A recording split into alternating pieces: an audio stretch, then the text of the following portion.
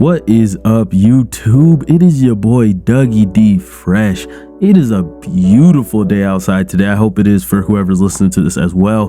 But we got a great chapter of One Piece to talk about. So let's get into it. If you enjoyed the video, make sure to drop a like so YouTube knows you liked it. Make sure to hit that subscribe button if you want to stick around for any future content. Hit the post notification bell so that you're notified of that said future content.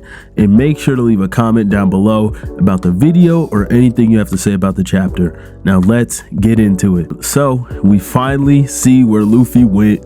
Well, we already saw last chapter, but we see him being surrounded by Marines, and my boy, he just swallows all the food down. I didn't want to say he gulped it down, but I guess saying he swallowed it down is better. He ate the food that was in his stomach. Okay, leave me alone. He ate the food that this mystery person gave to him, and now he's ready to go. He's back in Gear 5. And I just have one question. Do you guys think that Gear 5 is getting used too much? Now, I will say I understand why in the arc right after Wano, and specifically what's going on with Kuma and Bonney, that it's getting used. So I'm not really mad at it. And I'm personally someone that really likes Gear 5. Like I said, I love Gear 5 just because of how the power evolves and how it embodies the Sun God Nika and Luffy in general. So I have no issue with Luffy using it, but do you guys think it's getting used a little too much? Like outside of the story circumstances, do you hope that in Elbaf we do not see this power as much? Or do you hate Gear 5? Do you love Gear 5? Do you just kind of like it? Just let me know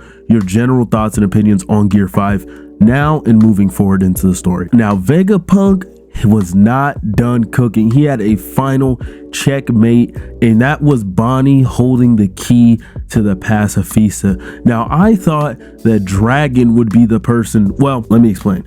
I thought Dragon would be someone that has the highest authority, even over the Gorosei, when it comes to the PACIFISTA and the Seraphim. And I'm not gonna act like that was my own original thought. I feel like this was a very common theory in the community. So with this development of Bonney being able to control the PACIFISTA and potentially S-Bear, because S-Bear is also a clone of Kuma, I wonder if that only extends to S-Bear or if that would apply to the other not the other PACIFISTA, sorry, the other Seraphim. I don't see why it would extend to the other Seraphim, because the whole point is to be the highest authority over any Kuma clones or any variants of Kuma. But then I also wonder, like, what's the point in giving Bonney that privilege over S-Bear but not the other Seraphim? Well, again, I understand the story reasons, and I'm just assuming that it also applies to S-Bear based off what Vegapunk said. So if you think, well, it probably doesn't apply to S-Bear, or it does or does not apply to the other Seraphim, just let me know what your thoughts on that are. But I really love that, because man, I was like, damn, they are not that they're completely screwed, because you know Sanji was there, but with the way Kizaru was shooting off those lasers, granted it's Kizaru, them PACIFISTA were ready to let some shots off. So that plus Kizaru, that would have been pretty bad for them. So the fact that Bonney is now turning the PACIFISTA on them is great. I wonder how this is going to come into play moving forward. Like, is it only going to come in during the final war when she pulls up with a bunch of Kuma clones? I think that everything going on with Bonney has just made me really like this character a lot more. I had no expectations for her. Now I'm starting to get some predictions in, you know, I'm starting to become even more attached to her. So let me know how you guys are feeling about Bonney and this whole new development. Now, with pretty much every One Piece arc, there comes a moment where a character, quote unquote, meets their end. Now, I just have one question for you guys, really. Well, two. But the first one is Vegapunk really dead? Now, this is One Piece, so I can see it going either way. With all the Vegapunk variants we have, we don't really need the original Vegapunk, but I don't think Vegapunk is dying here. I think this is just what Oda does for dramatic effect, because if Saint J really wanted to kill Vegapunk, he could have just stabbed him straight in the heart. He stabbed my man through the chest on his right side for a reason. Not to say there's nothing important over there, but you know, this is anime and manga, this is One Piece. So I think that Vegapunk is going to be good. This is all just being done to build up some dramatic effect, to be like, oh no, Vegapunk, especially after having his big moment of, you know, screwing over Saint J and the Gorosei in general. And I understand why Saint J would obviously attack shock him. But again, I don't think Vegapunk's actually dead. But with this all happening, what do you guys think is gonna go on with Punk Records? Because actually, let's wait to get into that, because that might tie in a little bit more with what I'm gonna say towards the end of the video. So I'm sorry, let's put a pin in that and revisit it very soon. For now, let's talk about Luffy versus Kizaru and possibly Saint J. Who is going to take on Saturn? If Luffy can fight Kizaru and Saturn at the same time, I might have to reevaluate my Luffy placement, because again, people have their perspectives and they think Luffy is just demolishing Kizaru, just watching him, which I can't fully blame people for thinking, but I'm also paying attention to the narrative and what is going on Kizaru's head, just based off what we're seeing him do and how we're seeing him handle everything. So I think he's going through a lot. I don't think he really wants to be here or be doing any of this, but it is his job. So I also don't think he's nearly going all out against Luffy right now,